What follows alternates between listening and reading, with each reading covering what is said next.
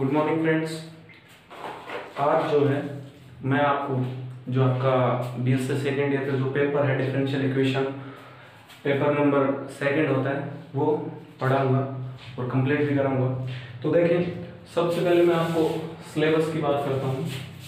Syllabus की बात करते हैं तो आपकी जो बुक है डिफरेंशियल इक्वेशन यानी कि अवकल समीकरण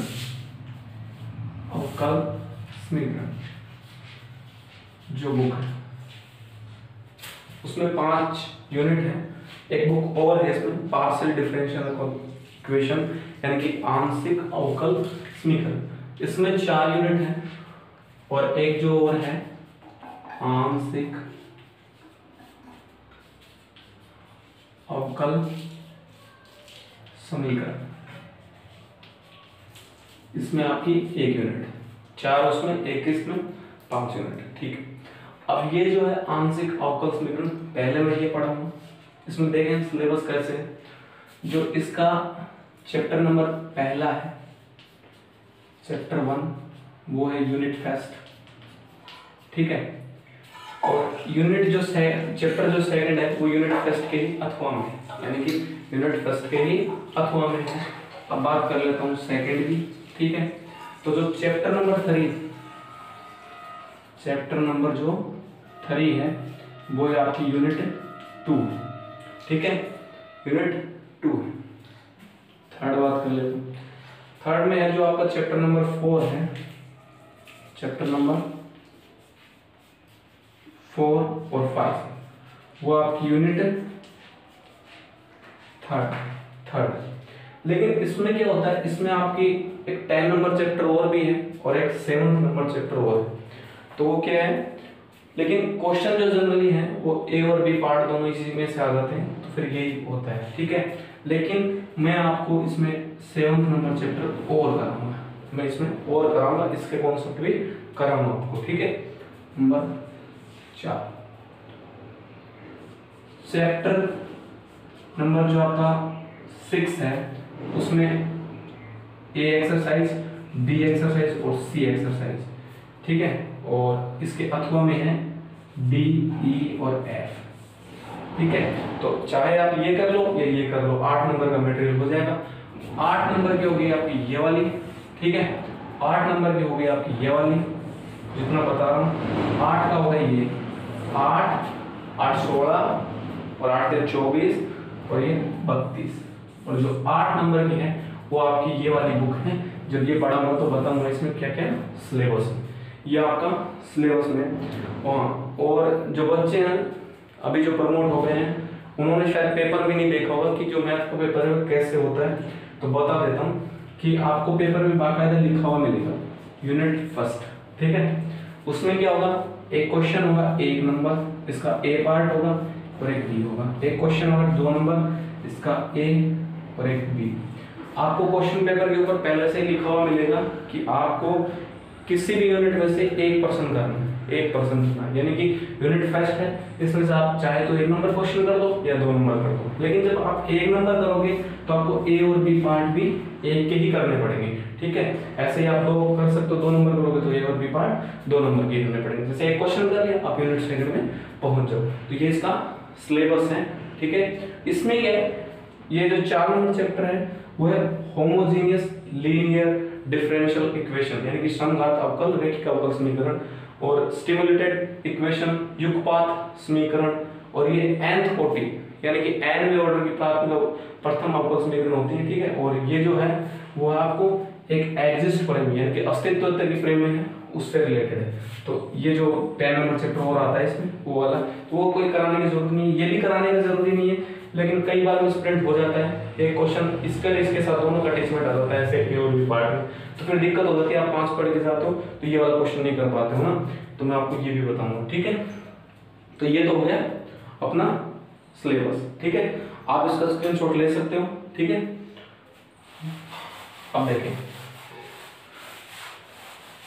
हम पहले पढ़ा आपको अवकल समीकरण की। ठीक है, अब अवकल समीकरण में क्या है बात कर लेते हैं।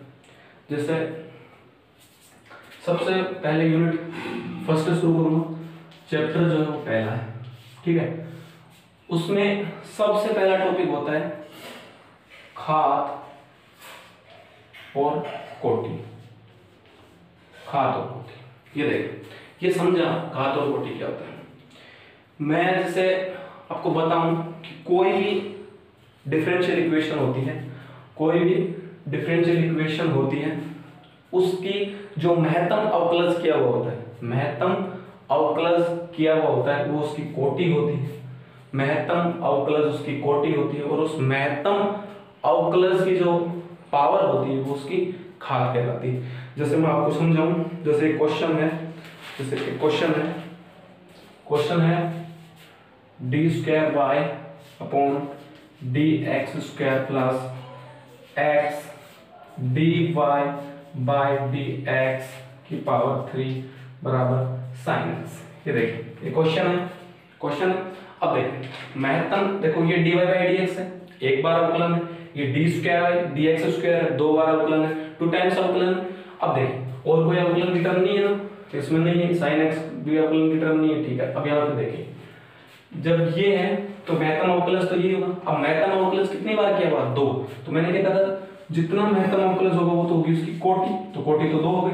अब देखिए इसकी पावर देखें आप कितनी, तो कुछ भी नहीं है इसकी पावर, 1 ही तो है, कोई 1 ही तो है, 1 ही है ना, तो इसकी पावर होगी 1, यानी कि जो महत्तम अवकलज होती है उसकी की पावर 1। तो ये होगा इसका आंसर।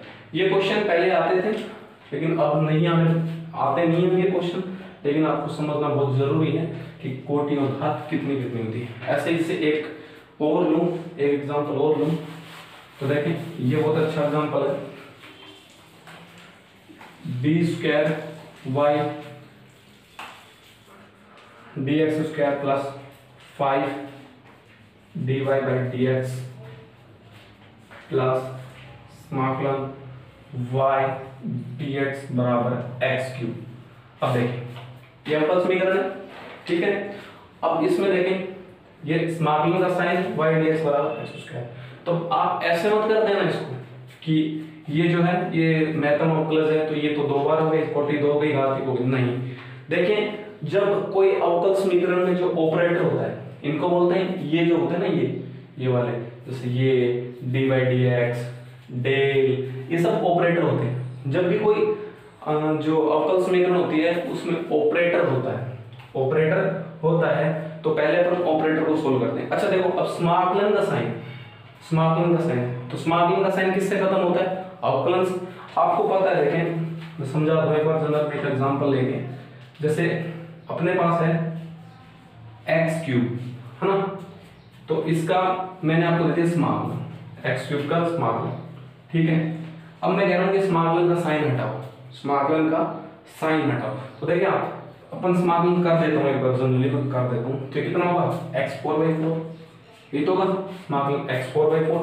लेकिन मैंने क्या कहा था कि समाकलन का साइन हटाओ, तो मैं इसका अवकलन करता हूं, ये जो दी हुई टर्म है इसका अवकलन करता हूं, तो कितना हो जाएगा 1/4, तो कांस्टेंट है, और ये जाएगा 4x3, तो कट गया x3। यानी कि कहने का मतलब क्या है कि जो समाकलन का ऑपरेटर है किससे कटता है? अवकलन के ऑपरेटर से कट जाता है। देखिए शुरुआत में यही चला था x3, और x3 वापस आ गया, इसका मतलब कि समाकलन का जो ऑपरेटर है वो अवकलन के ऑपरेटर से कट जाता है। तो देखिए जहां भी आपको इस क्वेश्चन में समाकलन का ऑपरेटर मिले तो इसका मतलब कि डिफरेंशियल इक्वेशन है उसका आप अवकलन कर दीजिए, और अवकलन का जो ऑपरेटर मिले तो इसका मतलब है कि उसका आप समाकलन कर दीजिए, ठीक है। अब देखिए ये ऑपरेटर आ गया, अब खोलें इसको, एक बार अवकलन कर दें तो D cube upon D X cube plus 5, एक बार इसका करेंगे तो ये D square Y upon D X square, है ना, एक बार सबका अवकलन चलता है ना, और ये ऑपरेटर हट जाएगा अगर एक बार अवकलन कर दिया तो, ठीक है। और ये एक बार अवकलन कर दिया तो, और ये कितना हो जाएगा 3x स्क्वायर, है ना, ये हो जाएगा। अब देखिए इक्वेशन नहीं बनी, अब इसमें देखें इसमें महत्तम अवकलज कितना है, इस वाली इक्वेशन में लीनियर हो गया ना, कोई ऑपरेटर नहीं है इसमें, तो महत्तम अवकलज कितना है 3, तो जो इसकी कोटि है वो तो 3 हो गई। और घात की बात करूं तो देखें इसकी घात कितनी 1, जब कुछ नहीं है तो 1, हाँ तो 1, तो एक 3 एक आंसर हो गया इसका, कोटि 3 हो गई, घात 1 हो गया। तो जो भी ऑपरेटर होगा आपको ऐसे ही सॉल्व करना है, यानी कि फर्स्ट की ए जो है उसमें ऐसा ही क्वेश्चन है, आपको सबको करने हैं, जो नहीं आए वो कमेंट करके मेरे को बता देना, मैं उसका सॉल्यूशन डाल दूंगा, ठीक है। अब देखें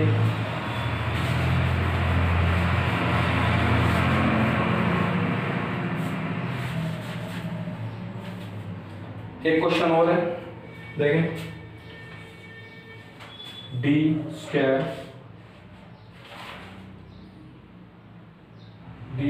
Y upon D X square बराबर 1 प्लस ये रूट पूरे पे 1 plus root D Y by D x. ये अब देखें, अब फिर वही बात, अब आप इसको भी ये मत देखना, ये भी एक मतलब ऑपरेटर तो नहीं है, लेकिन ये भी एक ऑपरेटर की तरह व्यवहार कर रहा है। अब आप वापस से कर दो कि मैं इसका जो कोटि है मैथमेटिकल वो तो 2 है और 2 की जो पावर है वो 1 है, तो कोटि तो 2 हो गई और घात 1 हो गई। नहीं, ऐसा नहीं है। अपन को सिर्फ और सिर्फ जो इक्वेशन है वो नॉर्मल इक्वेशन बनानी है, जैसे मैंने बना के दिखाई। तो देखो अनरूट है, तो इसका मतलब क्या, वर्ग करते हैं रूट खत्म। हाँ तो करें, तो ये जगह D square Y upon D X square का स्क्वायर। ध्यान रखना, आप इसको फॉर कर देते हो, अवकलन से सिर्फ पावर ये सॉरी रूट से जब वर्ग करते हैं तो सिर्फ पावर में परिवर्तन आता है, ना कि अवकलन में। आप कभी इसको भी फॉर कर दो, ऐसा नहीं होता है, ठीक है। बराबर 1 plus D Y by D X, ठीक। अब देखिए, अब इसकी जो कोटि है मैक्सिमम ऑफ प्लस वो तो 2 हो गई, कोटि कितनी होगी 2, ठीक है। और इसकी घात कितनी हो गई, घात कितनी हो गई 2। घात को तो बोलते हैं पावर, कोटि को रैंक, ठीक है, रैंक। तो आप इंग्लिश में भी कंफ्यूज ना हो, रैंक और पावर, है ना, ये पावर और ये रैंक, ठीक है। ये क्वेश्चन हो गया। अब आपकी जो फर्स्ट ए है उसमें ऐसे ही क्वेश्चन है, तो सब आपको करने हैं, ठीक है। मैं आपको और बताता हूँ, चलो और क्वेश्चन लेते हैं। अब देखें, एक होता है क्वेश्चन है कि लिख देता हूं, वह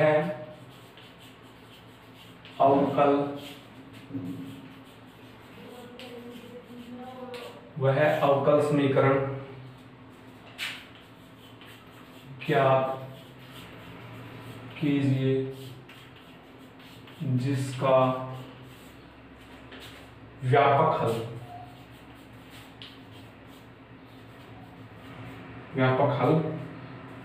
है।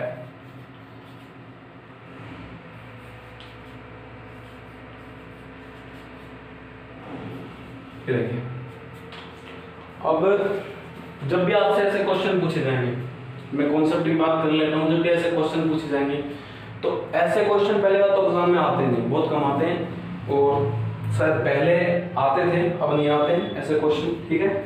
तो इसमें इन क्वेश्चनों में होता क्या है, जो आपको व्यापक हल दिया हुआ होता है, ठीक है। व्यापक हल जो आपको प्रश्न में गिवन होता है उसमें जितने कांस्टेंट होते हैं, देखिए इसमें एक कांस्टेंट है, इसमें 2, एक ए है एक बी है, यानी कि कितने कांस्टेंट है 2। तो ये वाली जो इक्वेशन है इसका अपन 2 टाइम्स अवकलन कर देंगे विद रिस्पेक्ट ऑफ x, ठीक है। 2 टाइम्स अवकलन कर देंगे, अवकलन करने के बाद अपन उसका जो मान आएगा, कोई भी कांस्टेंट जैसे b का मान आएगा, ठीक है, जिसका भी मान आएगा वो अपन इसमें क्वेश्चन में पुट कर देंगे और उसको सोल्व कर देंगे। बस यही इनको जो करने का एक मेथड होता है। लेकिन जब कुछ अवकल समीकरण ऐसी भी होंगे जिसे आप सोल्व करोगे, व्यापक हल निकालोगे, तो उनका आपको रिजल्ट नहीं मिलेगा बुक में, मतलब आप जो निकालोगे उससे बुक में डिफरेंट देगा। उनका मेन रीजन क्या होता है कि उनको सेट किया जाता है कि एक ऊपर गुणा कर दें, एक को नीचे गुणा कर दें, वो आप सब कर सकते हो, कोई दिक्कत नहीं है। वो अपने अपनी समझ के ऊपर है आप कितना करते हो। देखें dy बाय dx, ठीक है। अब देखें तो ये हो जाएगा 2ax, क्यों, एक कांस्टेंट है तो एक ये, तो x स्क्वायर का अवकलन क्या होता है 2x प्लस b, बोले कोई दिक्कत नहीं। अब यहां से देखें D square Y by D X square कितना होगा 2a और प्लस 0।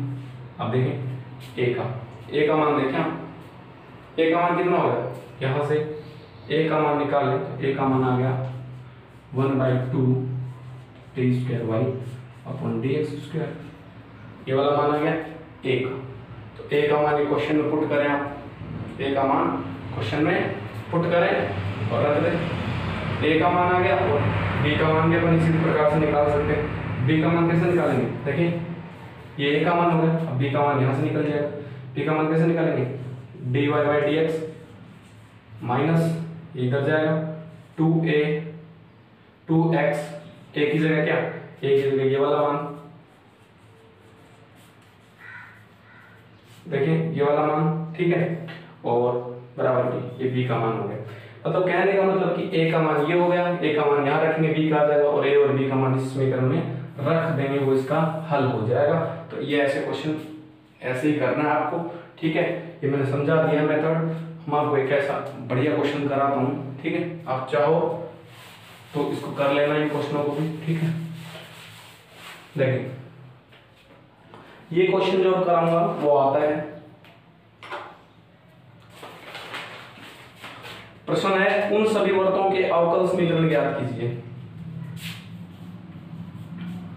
उन सभी वृत्तों के अवकल समीकरण ज्ञात कीजिए। उन सभी वृत्तों के अवकल समीकरण ज्ञात कीजिए जो मूल बिंदु से गुजरते हैं, जो मूल बिंदु से गुजरते हैं। देखिए इतना ही क्वेश्चन, हाँ। तथा केंद्र कहाँ है, केंद्र एक्स एक्स पर है। देखिए ये क्वेश्चन ये कह रहा है कि ये वाला कोई पैमाना है और उसका जो ओरिजिन है वो एक्स एक्स पर है, केंद्र जो है वो एक्स एक्स पर, ओरिजिन मूल बिंदु सॉरी सेंटर जो है वो एक्स एक्स पर है। तो ये मान लो ये कोई सर्किल हो गया, है ना। तो ये वाला जो पॉइंट हो कितना होगा, एक्स जीरो, ये तो। अब देखिए आप जानते हैं कि जो वृत्त है उसकी समीकरण क्या होती है, स्टैंडर्ड इक्वेशन आपने सब में पढ़ी है, x माइनस एच का स्क्वायर प्लस वाई माइनस ए का स्क्वायर बराबर क्या होता है, आर स्क्वायर। ये तो थी, है ना।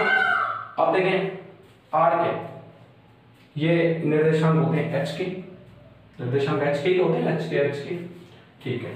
अब देखें तो एच एक्स का मान तो एच आ गया, एच जीरो, ये इसके सेंटर है, तो के का मान तो जीरो है, हाँ।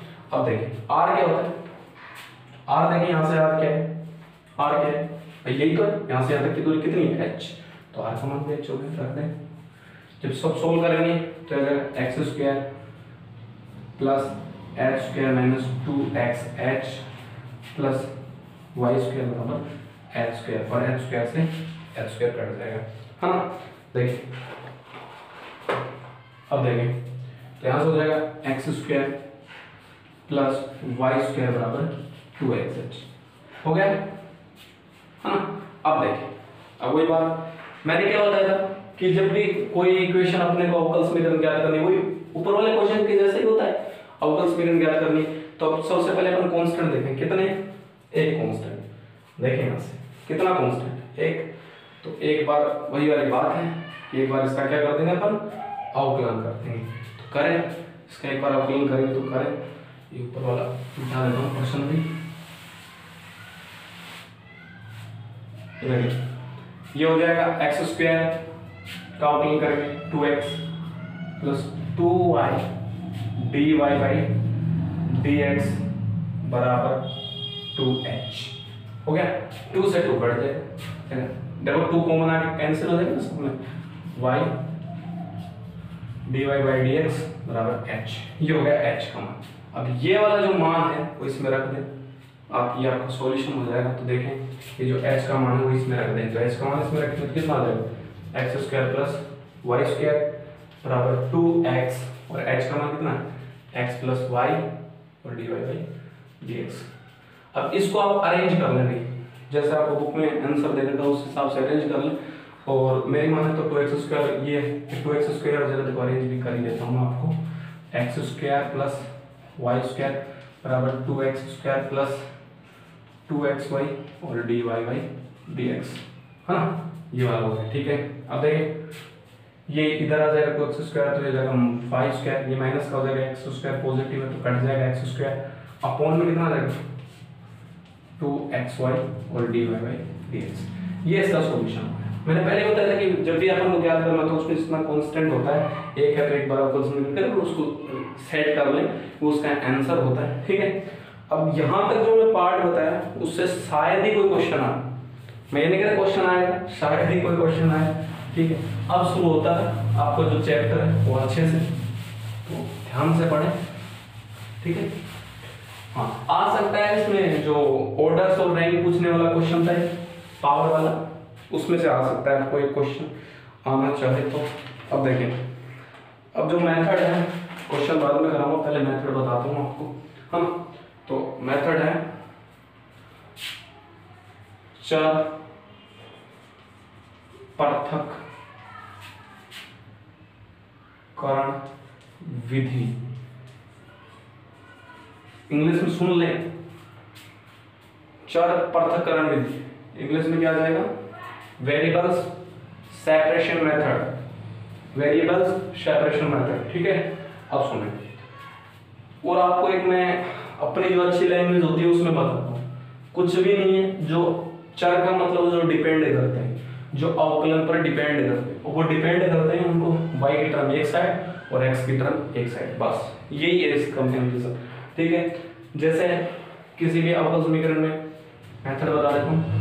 हाँ, एक चीज और सुने आप, जब भी आपको ये आप यूनिट पढ़ रहे हो तो अवकलन और समाकलन के आप एक बार फॉर्मूले पढ़ लें, घर में आपके सबके पास होंगे फॉर्मूले, तो आप फॉर्मूले एक बार पढ़ लें इजीली। देखें, अब क्वेश्चन ये x square plus a square है ना, dx कर दूं प्लस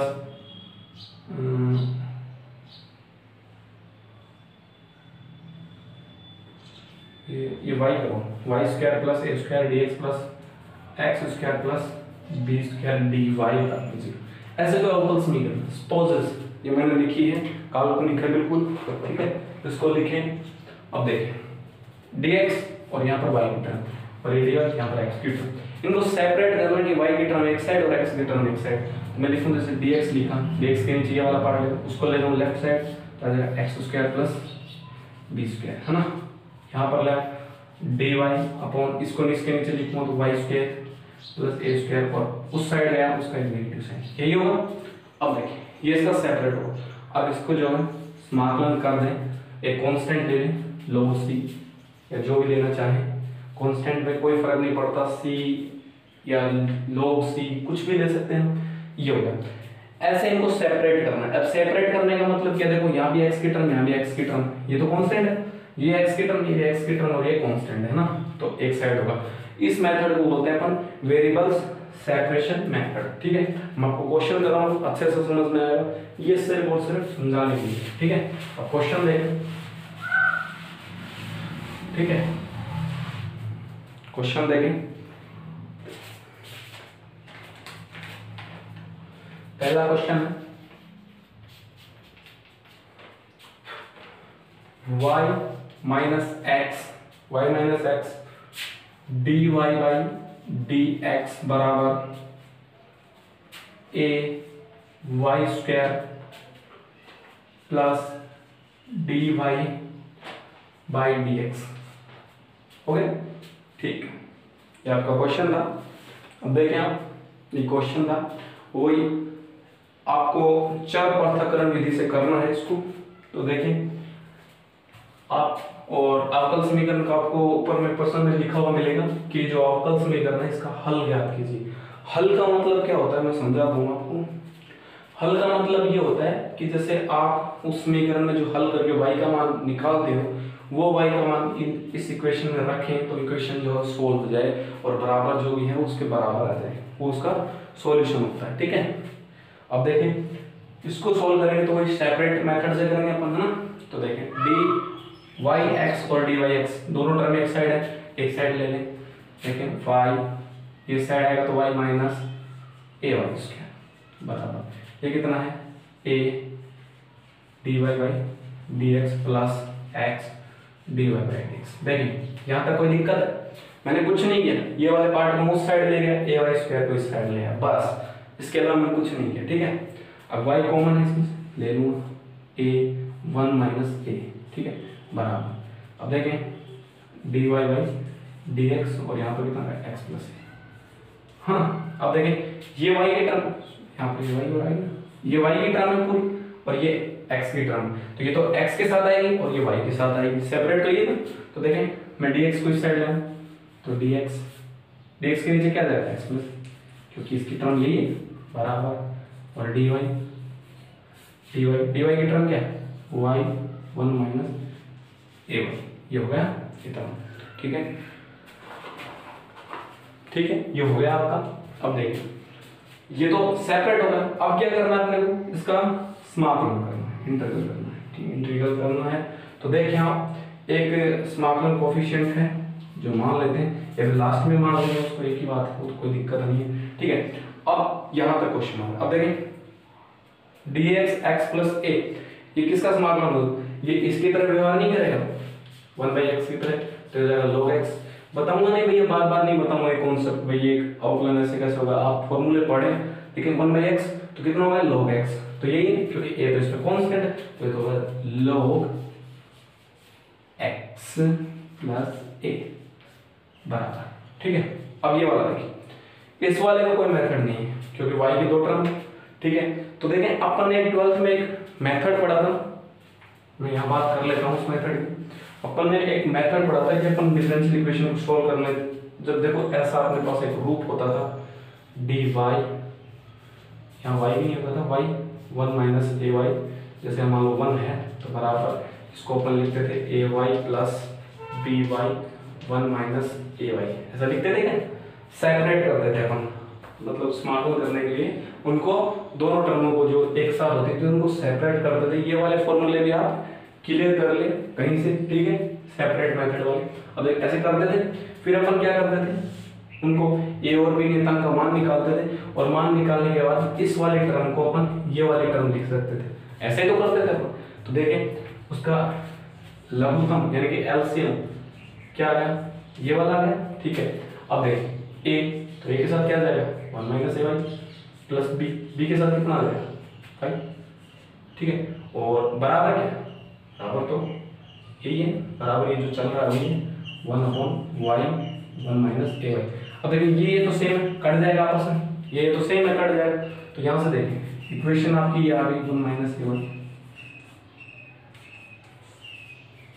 हाँ, और एक चीज हो, टेंशन लेने की जरूरत नहीं, ये वाला जो काम है वो आप रफ में भी कर सकते हो, इस क्वेश्चन के आगे भी कर सकते हो, कोई फर्क नहीं पड़ता आपको, यहाँ करो वहां करो, जहां मन करे आप कर सकते हो, रफ में करो तो सीधा सेपरेट करके भी आप लिख सकते हो। ठीक है, कोई दिक्कत नहीं, इतना ज्यादा उसमें रोल नहीं रखती ये चीजें। ठीक है, अब देखें, अब मान निकालना, आपको मान निकालना बताता हूँ मैं। सबसे पहले देखें, अगर मैं इस वाले ay जो है ay इसको 1 बना दूं तो ये 1 किसका पॉजिटिव, ये 1 नेगेटिव, दोनों आपस में कैंसिल हो जाएंगे, तो a तो खत्म, तो b का मान आ जाएगा ना।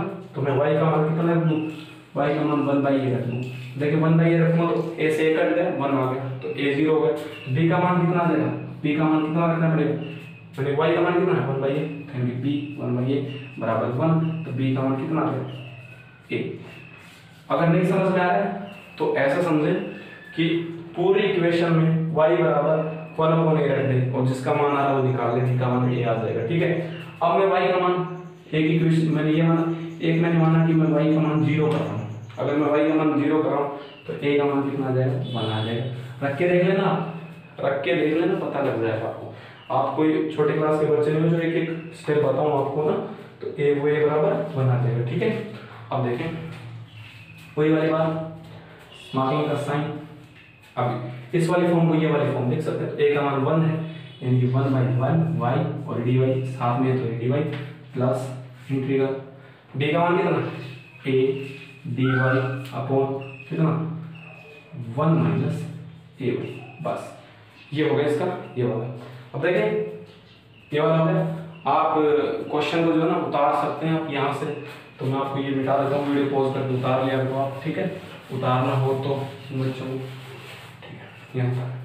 अब यहाँ से देखिए ये वाला हो गया प्लस प्लस नियतांक मान लेता हूँ log c, बाद में भी मान सकते हैं, पहले भी मान सकते हैं, कोई फर्क नहीं पड़ता। ठीक है, अब देखिए log x प्लस ए बराबर, यहाँ से देखिए 1/y और dy है, यानी log 1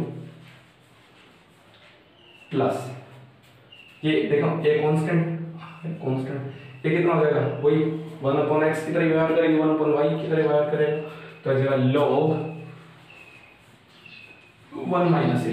लेकिन देखिए कहानी यहाँ खत्म नहीं होगी, यहाँ पे y कितना है, नेगेटिव, ए वाई नेगेटिव है और y के साथ एक कांस्टेंट राशि है, तो समाकलन में क्या करते हैं, उस कांस्टेंट राशि का भाग देते हैं, है ना। तो यहाँ पर माइनस का ए से डिवाइड हो गई, तो माइनस के से डिवाइड हो गई, तो माइनस से माइनस कर दिया और ये जो प्लस है तो नेगेटिव हो जाएगा, है ना। ये लो कर दिया, ठीक है। अब आगे देखिए ये हो गया प्लस log c, ये हो गया चौक।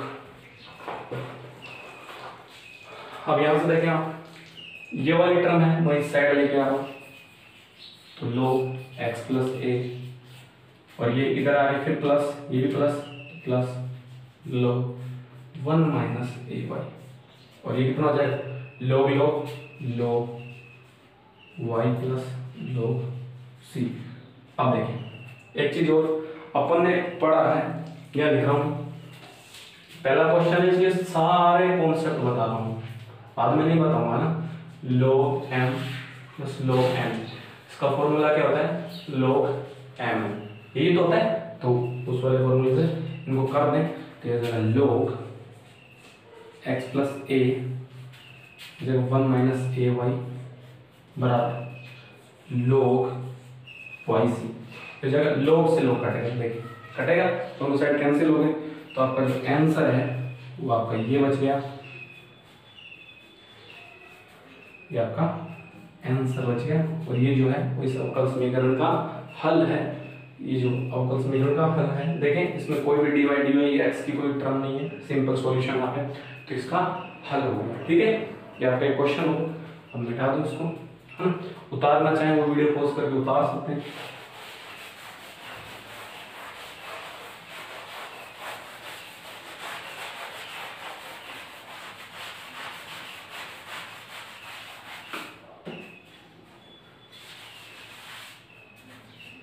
दूसरा क्वेश्चन देखना,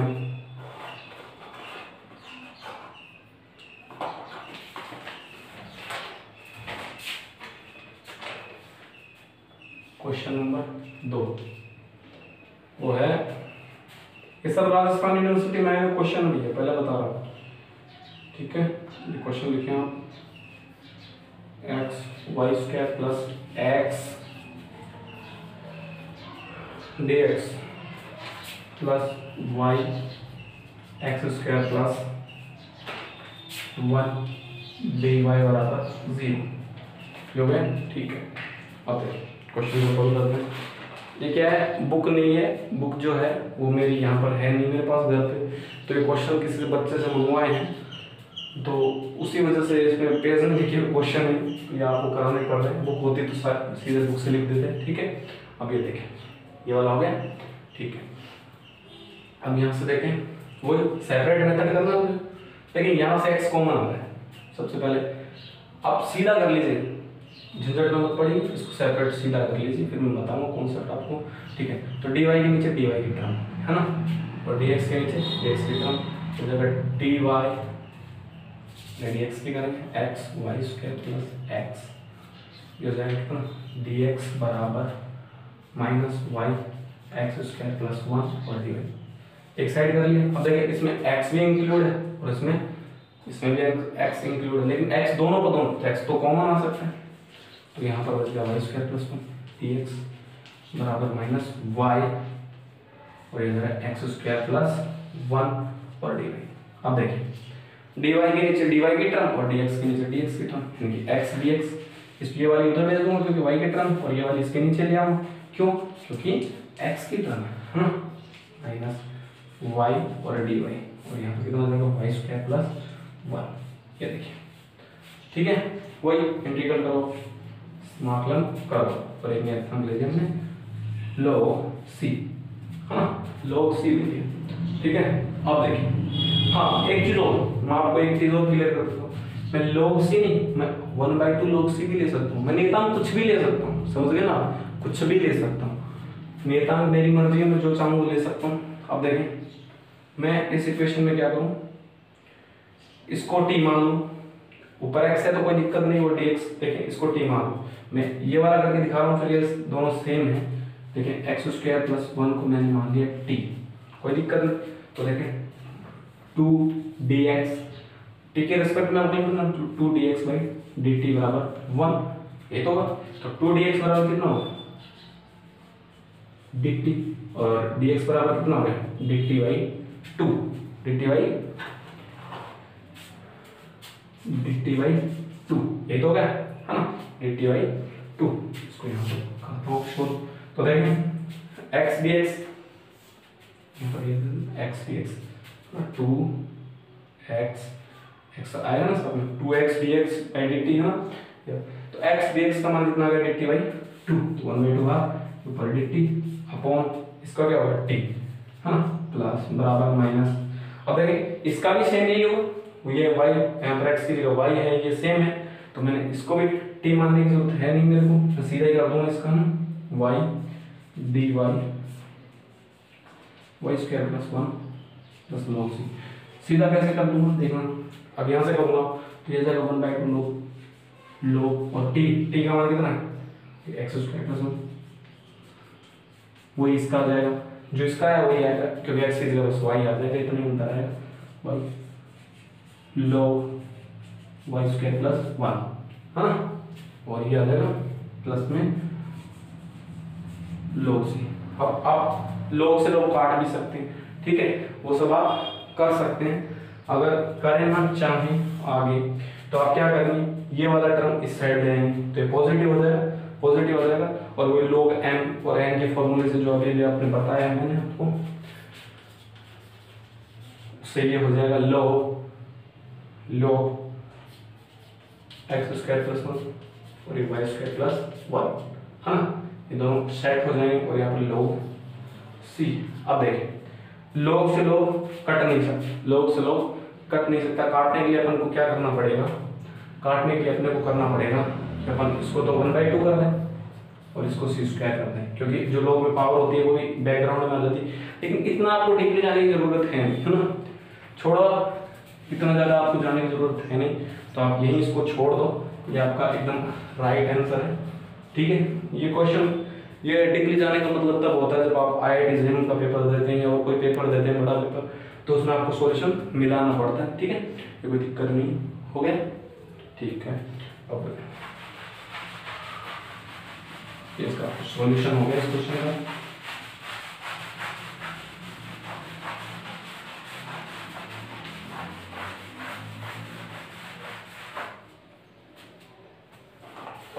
क्वेश्चन हो रहा है, देखें क्वेश्चन ये है dy by dx बराबर ex - y plus x² e - y, question, ठीक है।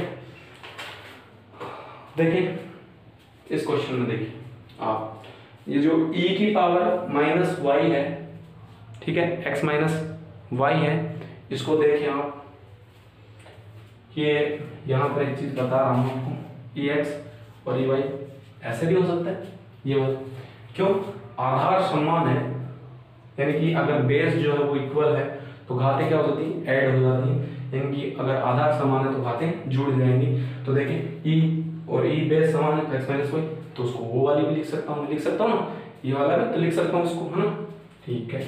अब इतना अगर आपके समझ में आ गया तो कोई दिक्कत नहीं इसको सोल्व करने। हाँ एक चीज और, अब आप में से कई ऐसे सोच रहे होंगे कि इसको ऐसे क्यों लिखा, देखो लिखने का रीजन है, अगर मैं इसको सेपरेट नहीं करता हूँ, अलग अलग नहीं करता हूँ, ex अपॉन ey नहीं लिखता हूँ, तो दिक्कत क्या हो जाती है कि ये जो x और y की टर्म है वो एक ही साथ चलती है, e की पावर में एक ही साथ चलती है, तो मैं ना तो इसको सेपरेट कर पाऊंगा, dx के नीचे dx की टर्म नहीं लिख पाऊंगा, dy के नीचे dy नहीं लिख पाऊंगा, उसी वजह से मैंने इसको किया है ex और e की पावर -y प्लस x² और e की पावर -y। अब e की पावर -y कॉमन ले लो तो यहाँ पर आ जाए d Y by D x बराबर ई की पावर माइनस वाई कॉमन तो जाए e x plus x square. ठीक है, कोई दिक्कत नहीं। अब देखें डी एक्स को उस साइड में भेज दूँ तो डी वाई, देखें वाई नीचे आएगा तो ई की पावर माइनस वाई और ऊपर जाएगा तो ई की पावर पॉजिटिव वाई, इंटीग्रेशन और इसका भी इंटीग्रेशन ई x plus x square D x और प्लस एक नियतांक सी, है ना। जो लिमिट वाले समाकलन होते हैं, लिमिटेड वाले, मतलब लिमिट लगी होती है 0 से t 0 से x, तो उनमें क्या होता है कांस्टेंट नहीं आता है ना, ध्यान रखना है चीजें, उनमें आप कांस्टेंट लगाना भी नहीं है ना। ई वाई डी वाई, अब इसका मतलब अगर ई वाई का ई एक्स की या ई वाई जो भी होता है उसका ई वाई होता है तो ई की पावर वाई बराबर ये ई एक्स, इसको देखें ये, इसको ऐसे थोड़ा और बता देता हूँ, इसको ये ऐसे कर लें, सेपरेट कर लें, अलग अलग लिख लें, हाँ अलग अलग एक ही बात है, साथ ही अलग। उससे पहले इसलिए बता रहा हूँ कि छोटे छोटे कॉन्सेप्ट आप गलतियां नहीं करो, फिर बाद में जो डायरेक्ट क्वेश्चन करूंगा मैं बहुत ज्यादा। एक्स स्क्वायर डी एक्स, तो ये देखिए ये एक्स का ये, ठीक है, एक्स स्क्वायर का कितना हो जाएगा एक्स क्यूब बाई 3 प्लस सी, इसका सॉल्यूशन हो गया। बहुत इजी क्वेश्चन था लेकिन राजस्थान यूनिवर्सिटी में आया हुआ क्वेश्चन है, ठीक है, बता देता हूँ आपको।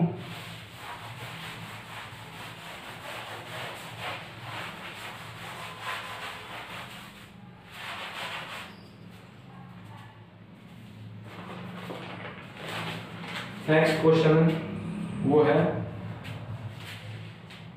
ई y plus 1 cos x d x plus है plus e y sine x और डी एक्स बराबर 0। ऐसा नहीं है, ये एक जगह कहीं ना कहीं जो है वो डी वाई है, इसमें डी वाई है ना, गलत लिखा गया क्वेश्चन। देख लें आप जिसमें भी है उसी हिसाब से हम सोल्व कर लेते हैं इस क्वेश्चन को, कोई फर्क नहीं पड़ता किसमें क्या है ना, उस हिसाब से सोल्व हो जाएगा क्वेश्चन।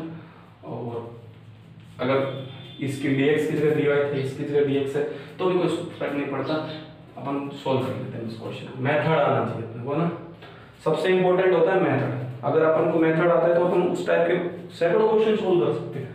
तो ठीक है, इसको लिखें तो ई वाई प्लस 1 और इधर कोस एक्स डी वाई बराबर minus e y sine x और डी एक्स, ये हो गया सेपरेट, है ना। अब देखिए हो गया ना। अब ई वाई को इस साइड भेज दूं और cos x को उस साइड भेज दो, देखें ई वाई प्लस 1 अपॉन में ई वाई, यहाँ पर ब्रैकेट डी वाई और cos उधर जाएगा तो कितना देगा 10 x और dx, हाँ 10 x और dx और प्लस में c। अब देखिए ई वाई को करेंगे तो ई वाई 1 इस भाग चला जाएगा प्लस e की power minus y d y बराबर प्लस 10x और dx प्लस c। अब कर दें डी वाई का करेंगे तो कितना लगेगा वाई प्लस e की पावर माइनस वाई और माइनस यहाँ पे आ जाएगा क्योंकि माइनस है ना, यहाँ पर माइनस आया e की पावर माइनस वाई तो फिर यहाँ पर माइनस आ जाएगा, यहाँ पर e की पावर माइनस एक्स का करेंगे तो माइनस आ गया कि वाई के माइनस है बराबर। अब देखिए माइनस, अब ये कितना होता है 10x का क्या होता है log कितना होता है log cos x, log cos x। अगर log cos x होता है तो इसका मतलब cos और sin, cos का sin, ठीक है। तो माइनस log cos x होता है तो minus minus positive log cos x, हाँ। और अगर पॉजिटिव में लिखना चाहे तो log minus log sec x भी लिख सकते हैं, ठीक है। वो इसके 2-3 होते हैं अवकलन, सॉरी समाकलन, वो सारे लिख सकते हैं।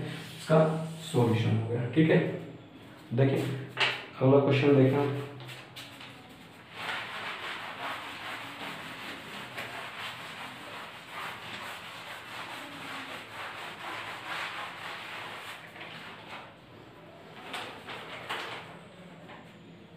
अगला क्वेश्चन है sec square x 10y dx plus 6 square y tan x dy बराबर 0। ये क्वेश्चन, हाँ ये क्वेश्चन, ठीक है। देखिए ये क्वेश्चन है तो इसको लिखें आप, सेपरेट कर लो। sec square x tan y और ये dx बराबर minus sec square y tan x और dy बराबर 0, ठीक है। अब देखें ये dy की टर्म है तो tan x को इस साइड भेज दें तो tan x क्या हो जाएगा, sec स्क्वायर x dx और यहाँ पर आ जाएगा tan x, हाँ बराबर sec स्क्वायर y और dy अपॉन में आ जाएगा tan y। अब आप देखें यही होगा इसका सेपरेशन, ठीक है। अब इसको मान लेता हूँ, इसका एक नियतांक मान लेता हूँ log c, है ना, ठीक है। अब देखिए tan x को मैं क्या मानूं, t, तो मैं एक टाइप के एक ही टाइप के क्वेश्चन को कर देता हूँ। tan x को t मान, और tan x का अवकलन क्या होता है, sec स्क्वायर x dx बराबर dt, है ना। तो देखें तो इसका मान तो dt के बराबर आ गया और इसका t, तो और 1/t का समाकलन क्या होता है, log d और log, है ना। एक बार तो इसका देखें tan x का मैं यहाँ पे t रखूंगा, ये dt रखूंगा तो dt by t हो जाएगा, और dt by t यानी 1/t का समाकलन क्या होता है, log t, तो log t लिखूंगा, सीधा लिख लूँ log, और t की वैल्यू क्या है tan x, ध्यान रखना बराबर माइनस वही सेम एज इट इज जैसे पहले वाला किया है tan y plus log c, है ना। अब इसमें क्या होगा, ये log वाली टर्म इस साइड लिया तो log m प्लस n का फॉर्मूला हो जाएगा तो उसका क्या होता है mm, तो यानी log tan x और tan y बराबर log c, ये लो इसका tan x tan y बराबर c, तो आंसर क्या आ गया, आंसर यहाँ लिख देता हूँ tan x और tan y बराबर c, इसका सॉल्यूशन होगा। ये भी राजस्थान यूनिवर्सिटी में आएगा क्वेश्चन, ठीक है। देख ले आप 4 नंबर का आपको इतना हल्का सा क्वेश्चन मिलता है और फिर भी आप कर नहीं पाते हो, फिर गलत बात है ना, तो है ना। और देखिए क्वेश्चन है dy बाई dx बराबर xy plus y upon xy plus x, ठीक है।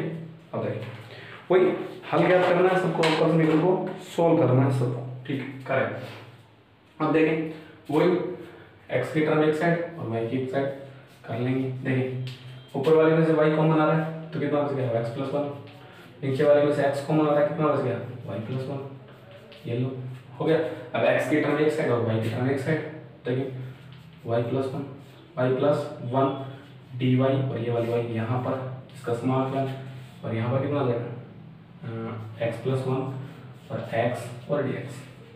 अब देखिए आप और प्लस एक समाकलन था log cos। अब ये देखिए यहाँ तक आपको समझ में आ गया होगा कि ये कैसे सेपरेट किया मैंने। आप सेपरेट आराम से कीजिए, कोई जल्दी नहीं है। देखिए ये dx इस साइड आ गया, ये y इस साइड और ये y इस साइड, है ना। तो आपको समझ में आ गया log c एक समाकलन नियतांक है, कोई दिक्कत नहीं। यहाँ से देखिए y यानी कि 1 dy प्लस यहाँ से 1/y dy, ऐसे ही होगा 1 dx। अभी ये शुरुआत है इसलिए बहुत आराम से बता रहा हूँ, एक एक चीज बता रहा हूँ, है ना। खुद कॉन्सेप्ट समझने की कोशिश करें। 1/y यानी कि dy का y प्लस log y बराबर x plus log x plus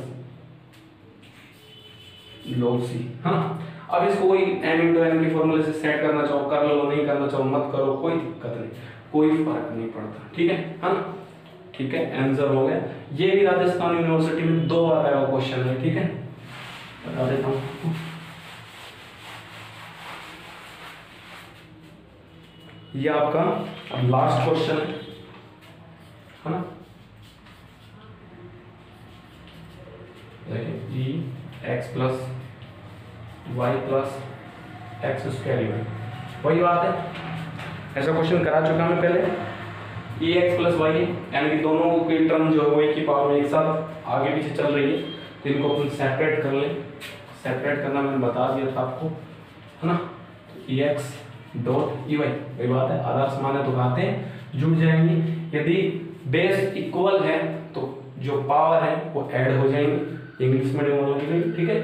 अब देखिए d Y by D x बराबर ए की power y common e x plus x square, same है भैया, सेम वही कॉन्सेप्ट है जो मैंने बताया था, बस थोड़ा सा चेंज हो गया है यहाँ पे। ये वहाँ पर ई वाई पॉजिटिव में थी, यहाँ पर नेगेटिव में आ गई, कोई दिक्कत नहीं है ना।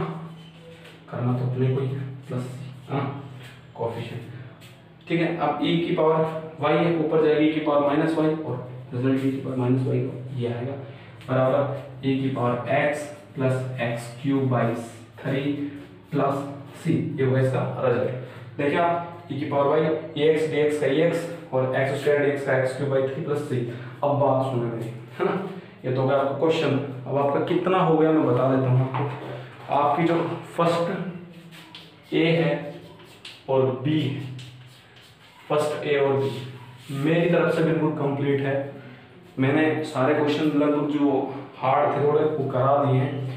अगर अब भी आपको नहीं आता है इसमें से कोई क्वेश्चन तो ऐसा नहीं मैं बताऊंगा नहीं, जो क्वेश्चन भी नहीं आता फर्स्ट ए और फर्स्ट बी में, आप डिफरेंशियल इक्वेशन की बुक लेना, है ना, और उसमें जो भी नहीं आता है तो आप मेरे से संपर्क कर सकते हैं, मेरे को व्हाट्सअप कर सकते हैं। मेरे व्हाट्सअप नंबर ये है 850 380 और 1134, तो मेरे को व्हाट्सअप कर सकते हैं वो क्वेश्चन, या कमेंट में लिख सकते हैं आप, ठीक है, कुछ भी कर सकते हैं।